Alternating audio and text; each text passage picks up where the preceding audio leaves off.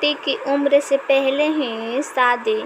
अनुपमा अपने परिवार के साथ रामपुर गांव में रहती थी।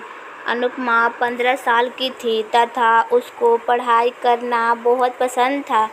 ऐसा ही एक दिन अनुपमा अपना रिजल्ट लेकर घर आती है और अपनी माँ को दिखाती है और कहती है, माँ, इस बार भी हम फर्स्ट आए हैं। माँ बहुत खुश होती है और कहती है कि अनुपमा बेटा, पढ़ाई के साथ साथ घर के कामों में हाथ बटा, अब तुम बड़ी हो रही हो।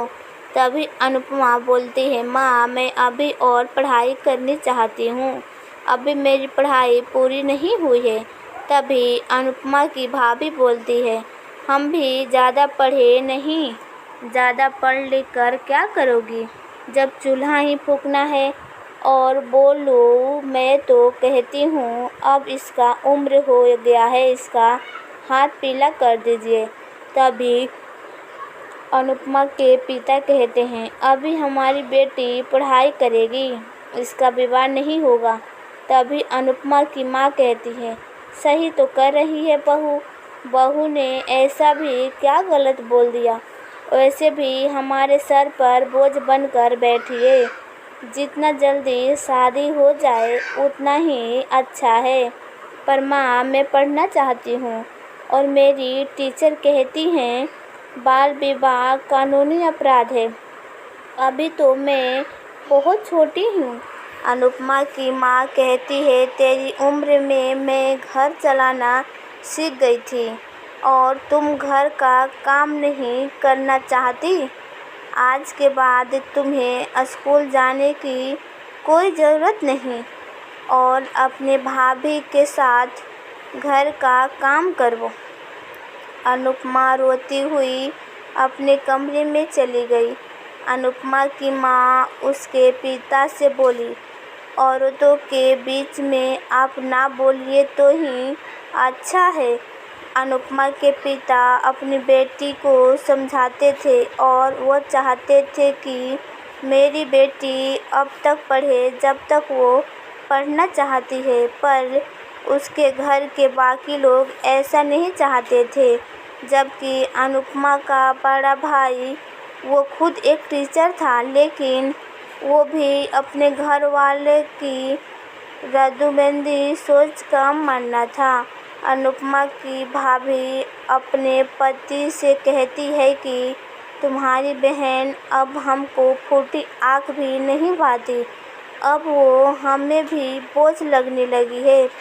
15 साल की हो गई लेकिन घर का कोई काम नहीं करना चाहती।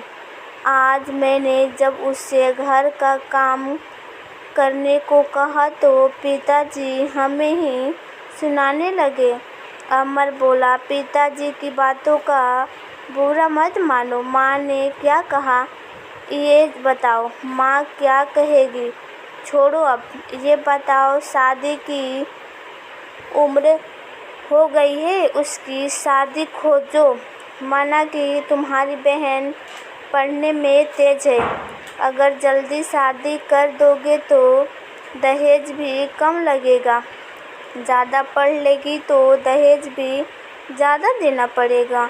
ठीक है, अब तो शांत हो जाओ, मैं अपनी बहन के लिए कोई लड़का देखता हूँ। अमर एक टीचर होते हुए भी इस तरह की बात करता है, जो अमर को शोभा नहीं देता। उसको भी अपनी बहन बोझ ही लगती है। कुछ दिन बाद अमर अपनी बहन अनुपमा के लिए रवि नाम का एक लड़का देखता है, जो उम्र में ज़्यादा बड़ा नहीं था, लेकिन लड़का अच्छा था, इसलिए सब इस रिश्ते के लिए हाँ कर देते हैं और रिश्ता घर में सबको पसंद आ जाता है। अनुपमा का भाई बोलता है, शादी इस साल हो जाएगा तो ज़्यादा अच्छा रहेगा। रिश्ता पक्का होने की अनुपमा की माँ चट मंगनी पट विवाह करने की सोचती है और शादी का दिन भी ठीक हो जाता है। शादी के कुछ दिन पहले अनुपमा अपनी माँ से कहती है, माँ अभी मैं बहुत छोटी हूँ, मुझे शादी नहीं करनी है। हमारी टीचर कहती है बाल विवाह अच्छा नहीं होता। वैसे भी हमारी किसी भी सहेली की अभी शादी नहीं हुआ और हम पढ़ने में भी अच्छे हैं। माँ हमें पढ़ने दो, मेरे भी कुछ सपने हैं, उसे पूरा करना है।